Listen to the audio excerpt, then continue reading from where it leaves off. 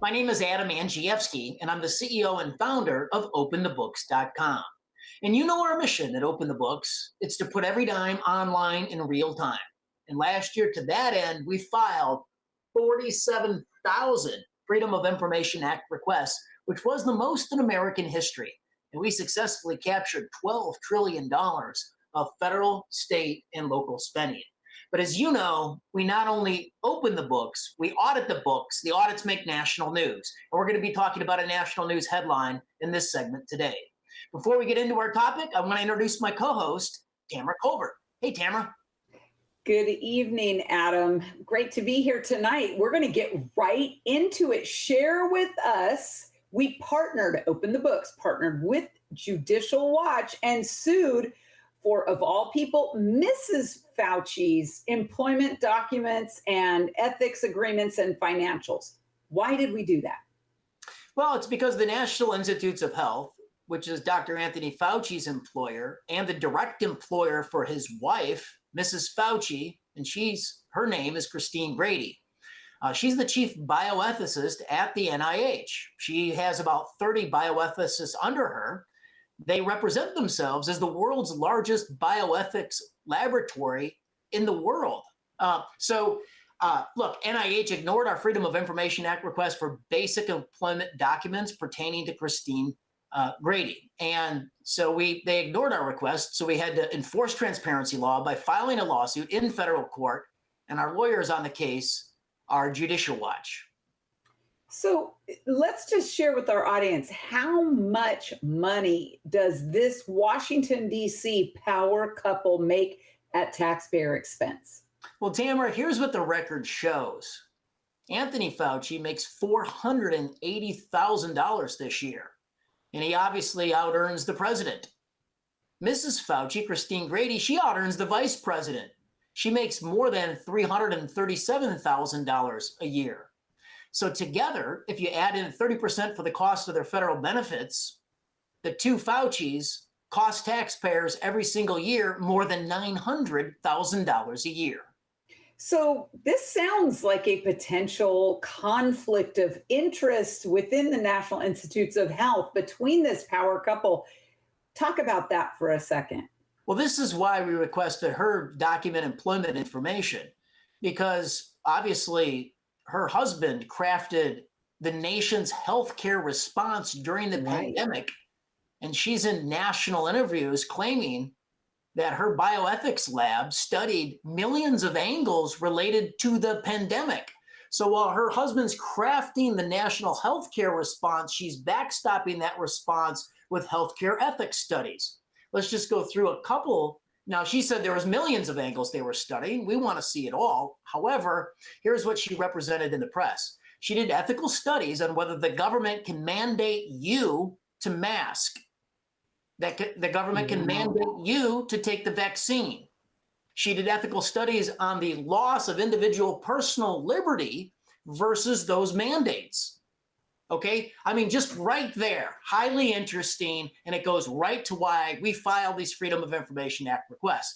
And it was to get a job description. She's the top bioethicist at the National Institutes of Health.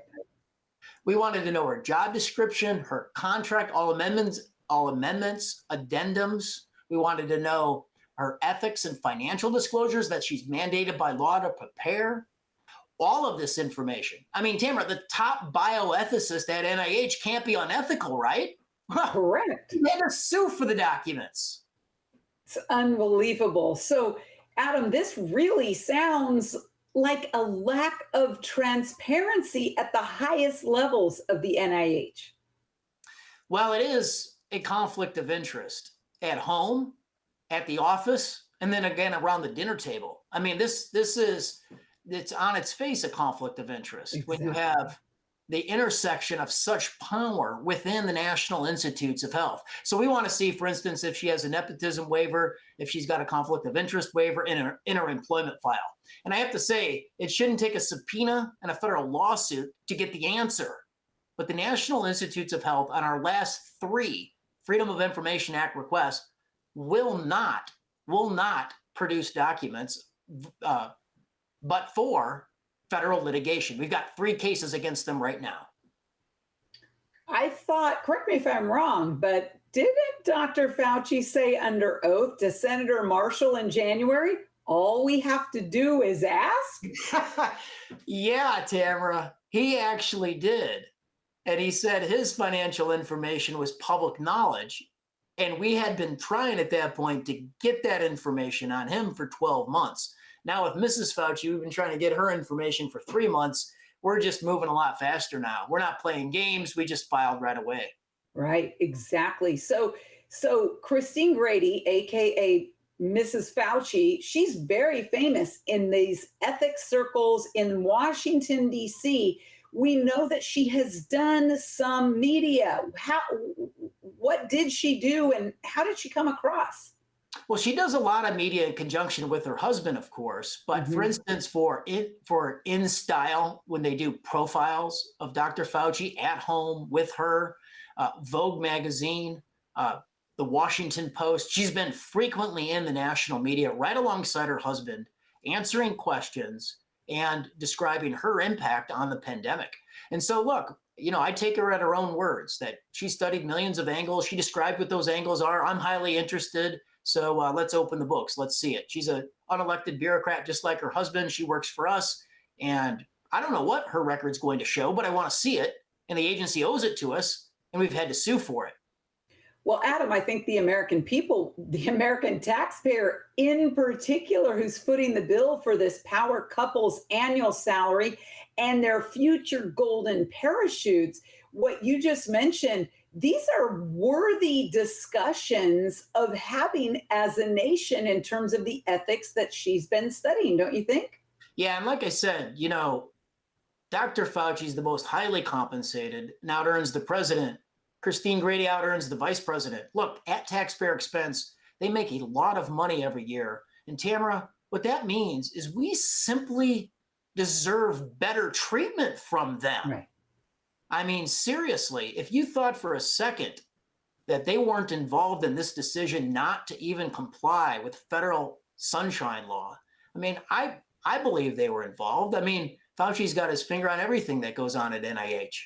Absolutely. And, as we have also found out, and you have mentioned in a lot of your press interviews, that Dr. Fauci's whole job was to prevent the next pandemic. And now today's breaking news with the President Joe Biden coming down with COVID, Dr. Fauci has essentially failed at that.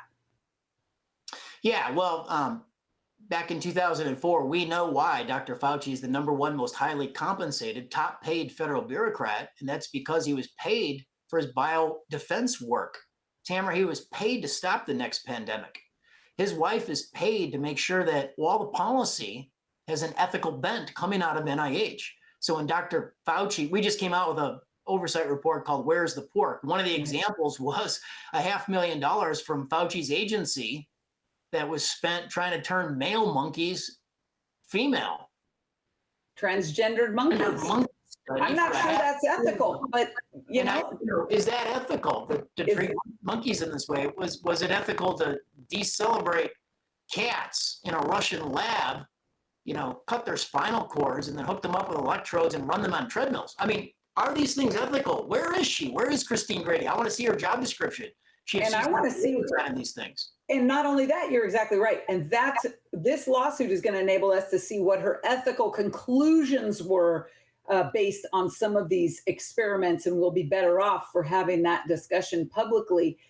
Dr. Fauci on Monday of this week revealed something that we've been discussing for 2 years.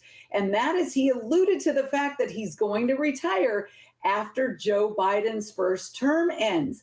Do you believe that Christine Grady will retire along with her husband?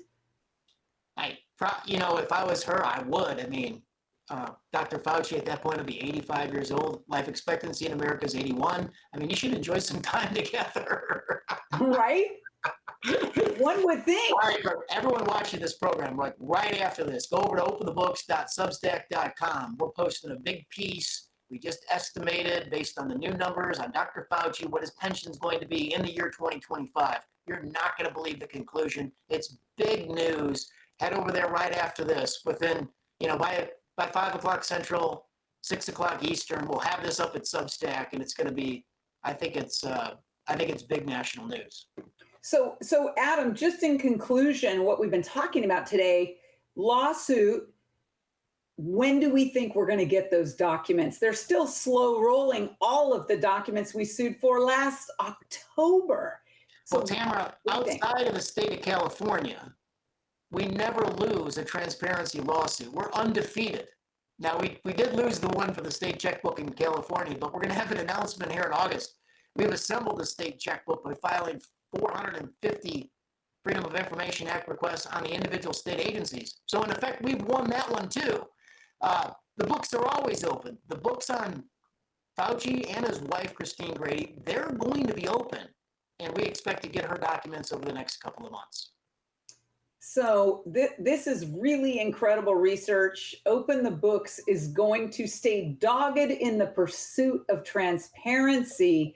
It benefits all of us as the American taxpayer. And please go to openthebooks.com. Check it out. We're going to be posting everything tonight with some additional breaking information. And next week, we will continue to have more information. And of course, you're going to hear it first from us in terms of the minute we get those documents on Dr. Christine Grady. Adam, any last words? Yeah, just as soon as we publish the Substack piece, we'll put the link right in the comment section on this feed as well. So you can check back here and just click right through to the piece. All right, we'll see you in a couple of minutes. See you guys next Thursday, but stay tuned for our new report.